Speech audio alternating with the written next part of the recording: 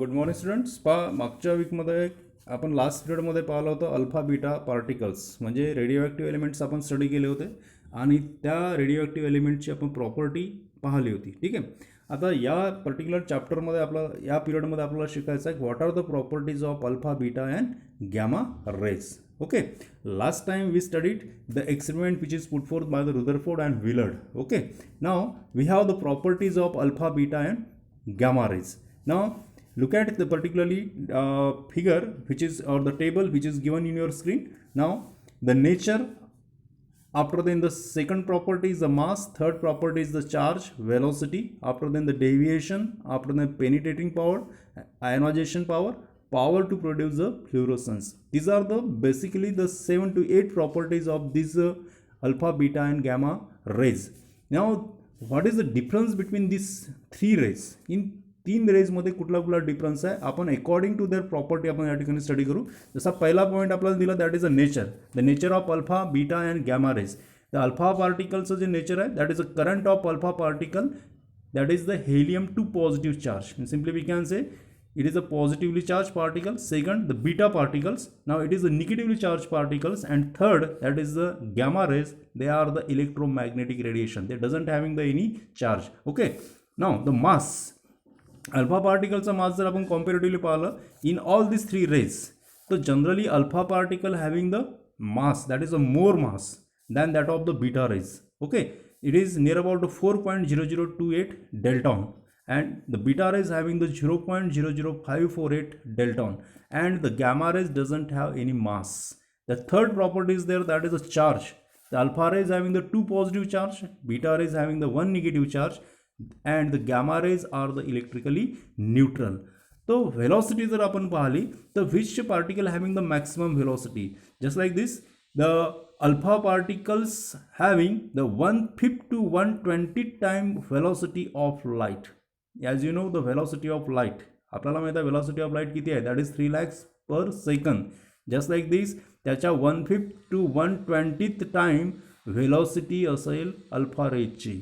Okay, secondly आपण जर पाहिलं बीटा रेज, तर beta raise having the velocity of 1/5 to 9/10th times of velocity of light. म्हणजे alpha पार्टिकलपेक्षा beta रेजची जी आपण velocity पाहिली it is comparatively less.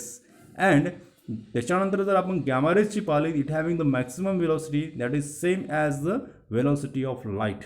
Okay, आपण नंतरचा पॉईंट जर घेतला पेनिट्रेशन पॉवर, तर जनरली अल्फा रेजचा बघा the it can penetrate and aluminium sheet of the thickness it is greater than less than the 0.02 millimeter.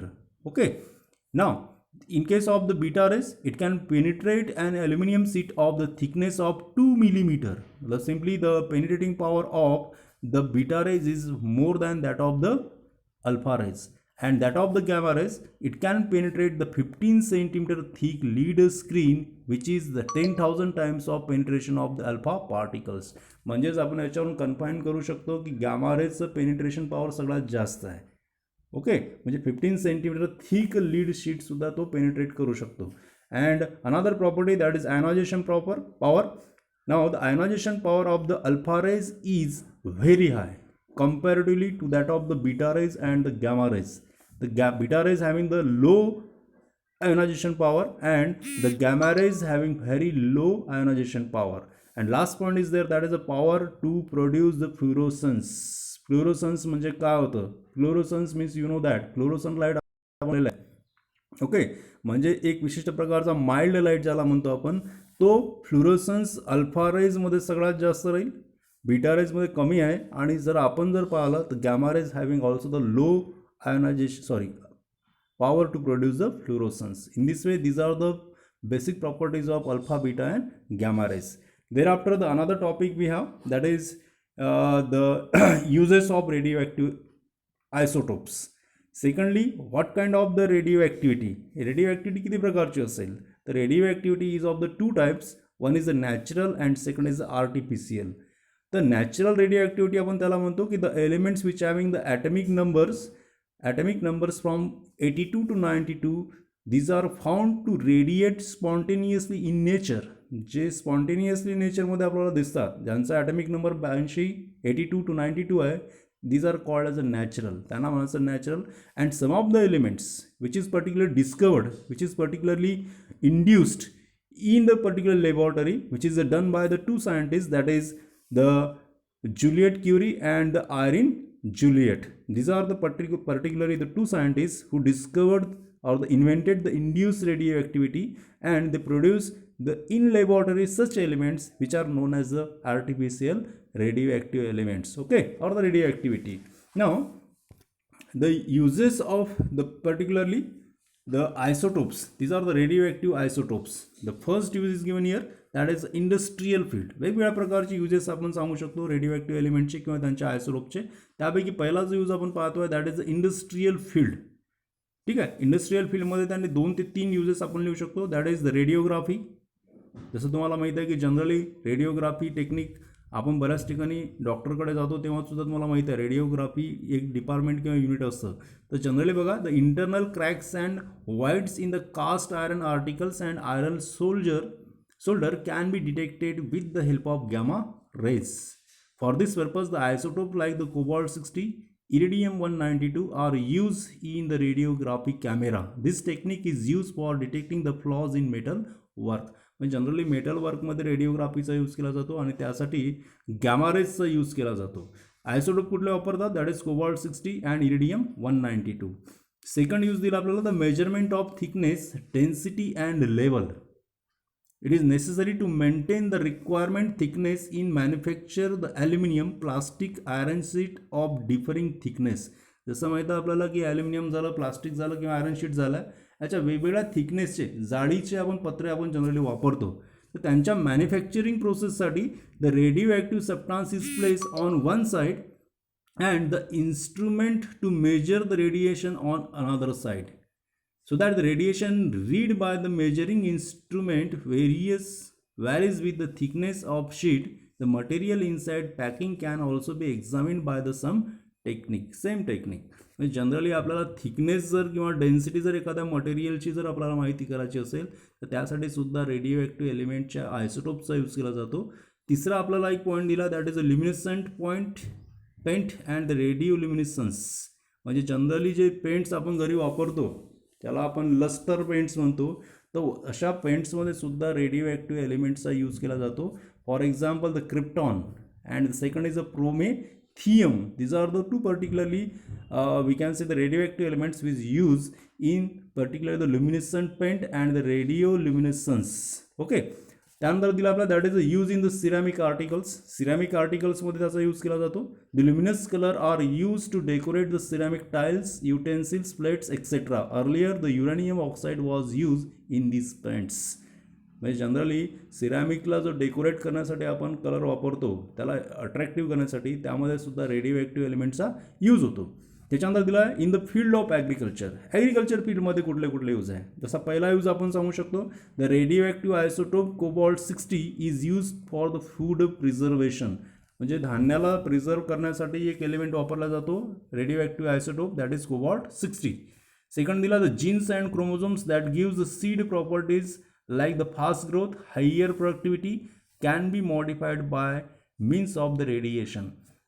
म्हणजे काही असे पर्टिक्युलरली सीडच्या जीन्स किंवा क्रोमोझोम्स आहे त्यांच्या प्रॉपर्टीज आपण चेंज करू शकतो बाय युझिंग द रेडिएशन. कशासाठी, for their growth, higher growth, fast growth, higher productivity, जास्त उत्पन्न करण्यासाठी. तर अशा वेळेस साधारणतः रेडिएशनचा यूज केला जातो. थर्ड दिला आहे the onion potatoes are eradicated with the gamma rays from cobalt sixty to prevent their sprouting. आता पावसाळ्यामध्ये जर आपण पाहिलं तर अनियनला किंवा पोटॅटोजला यांना साधारणतः कोंब फुटतात. त्या कोंबांपासून त्यांना प्रिव्हेंट करण्यासाठी गॅमा रेजचं रेडिएशन त्याच्यावर टाकलं जातं for the prevention. And last use दिला आहे the strontium ninety is use to trace in the research on various crops. म्हणजे जनरली एक स्ट्रॉन्टियम-90 नावाचा जो रेडिओ ॲक्टिव्ह एलिमेंट आहे हा साधारणतः as a tracer in the research on various crops, वेगवेगळ्या क्रॉप्सचा पर्टिक्युलरली रिसर्च करण्यासाठी स्ट्रॉन्टियम-90 नावाचा एलिमेंट यूज केला जातो.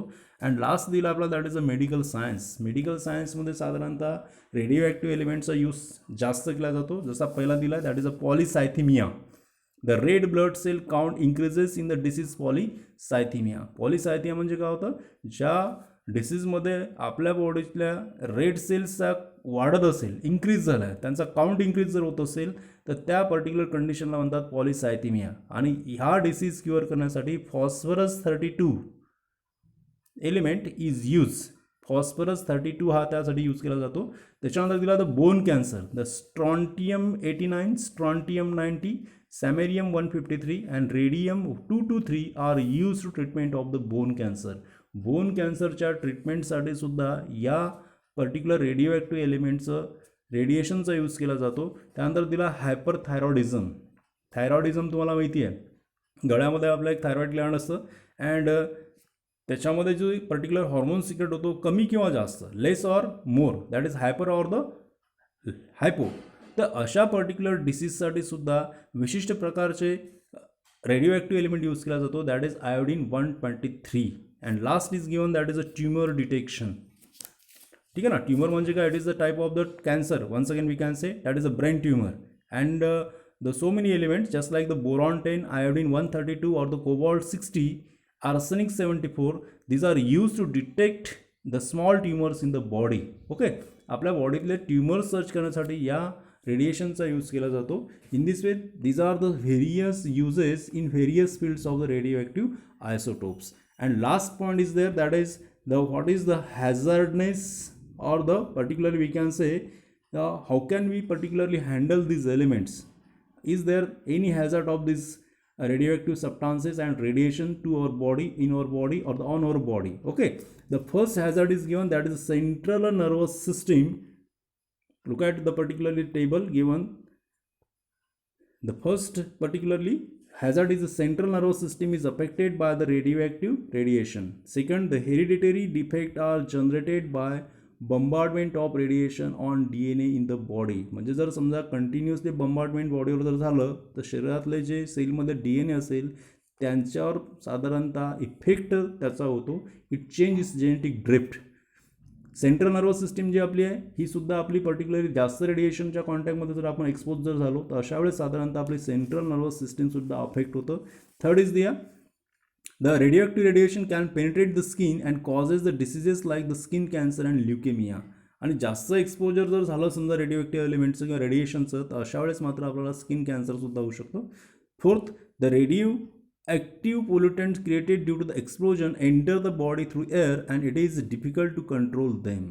जे एक्सप्लोजन केल्या जातात, बंबार्डमेंट जे केलं जातं अशा ठिकाणी जर समजा त्यांचे कुछ पोल्युटंट्स आपल्या शरीरात गेले they can effect our different organs. आपल्या बॉडीच्या ऑर्गन्सवर त्यांचा इफेक्ट होतो. Lastly, the radio active paint on the watch can cause cancer. साधारणतः तुम्हाला माहीत आहे घड्याळीच्या काट्यावरती जे रात्रीला चमकतात that is the radio active element. त्याची एक लेअर त्या ठिकाणी टाकलेली असतं काट्यावरती, कारण ते इमिशन ऑफ लाईट करतात, चमकतात रात्रीचे. पण त्याचा जरी पर्टिक्युलर कॉन्टॅक्ट आपल्या शरीराशी जास्त जर आला it can cause the cancer. And last is given, that is the radioactive isotope strontium 90 can enter the body through the plants, fruits, flowers, cereals, milk etc. and causes the disease like the bone cancer and leukemia. म्हणजे हे जे radio active isotopes आहे हे जर कुठल्या ना कुठल्या माध्यमातून जसं वनस्पतीच्या माध्यमातून, प्लांट्स, फ्रूटच्या माध्यमातून जर समजा साधारणतः शरीरात जर घुसले तर अशा वेळेस मात्र बोन कॅन्सर किंवा ल्युकेमिया आपल्याला होऊ शकतो. तर असे particularly uses and hazardness radio active एलिमेंटचे असतात जे आपण आजच्या पिरियडमध्ये स्टडी केले. In next period we studied the another basic particularly type, that is some chemical substances in day to day life. जे डे टू लाईफमध्ये आपण जे काही केमिकल सबस्टान्सेसचा यूज करतो ते कुठले आहे आणि त्याचा यूज कसा होतो आणि त्याचे इफेक्ट्स काय होतात ते आपल्याला पुढच्या पिरियडमध्ये शिकायचं आहे. Okay, thank you.